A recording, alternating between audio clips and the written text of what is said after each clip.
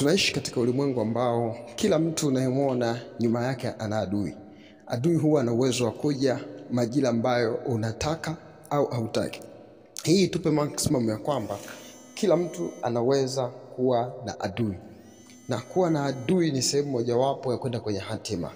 Uwezo ukaenda mahali ambapo Mungu amekusudia pasipokuwa na watu ambao wanakupinga. Kwa sababu kuna faida mojawapo ambazo mtu anazipata pindi ambapo anapokuwa anapingwa. Jambo la kwanza, anaimarika. Jambo la pili, anakuwa mzoefu katika vita. Jambo la tatu, anawaelewa watu. Kwa sababu kuna muda unaweza ukawaamini watu katika kiwango kikubwa, lakini mwisho wa siku wakaja wakakudhuru. Lakini mwisho wa siku wakaja wakakuumiza. Kwa hiyo Mungu kuna muda analeta watu au adui wanakuja, ila baadaye wanasababisha matatizo ambayo hayawezi yakavumilika. Mpaka ndio unasikia kuna mtu anasema nimeumizwa, siamini tena watu. Lakini nataka nikwambie jambo moja, mtu ambaye unanisikiliza, kupata vita ni sehemu mojawapo ya kwenda kwenye hatima. Ukiona upate vita, tutamwangalia hata Yesu kwenye kuzaliwa kwake.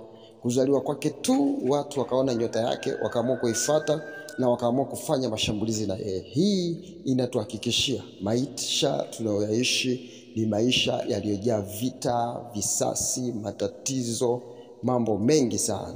Kwa hiyo natamani sana Mungu akusaidie ambaye unapita katika changamoto ya kwamba unaweza kufanya mambo makubwa hata watu wakiwa kinyume na wewe, hata wakiwa wengi namna gani. Naomba nikwambie jambo moja.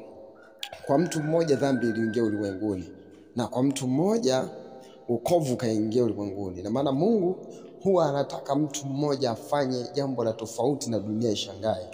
Usiogope kwa nini umebaki peke yako. Usiogope na usifadhaike kwamba mbona nimebaki peke yangu. Ni sehemu mojawapo ya kuelekea kwenye hatima. God bless you. Mungu akubariki. Kwa majina yangu naitwa Pastor Francis. Amen.